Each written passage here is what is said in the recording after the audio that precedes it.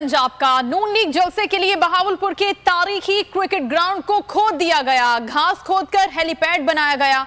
सियासी इज्तिमा के लिए सरकारी तौर पर महकमा सेहत का कैंप लगाया गया। जलसे के लिए सरकारी बिजली चोरी का भी इंकशाफ हुआ है।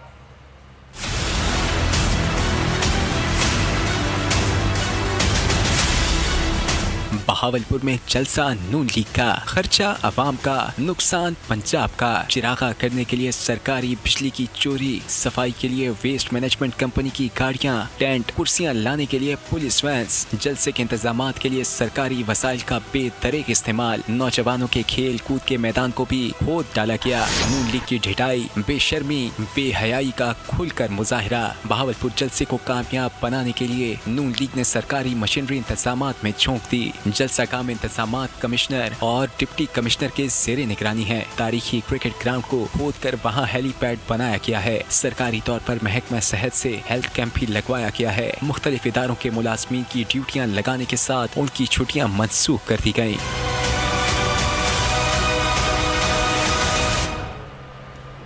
पुराने पाकिस्तान में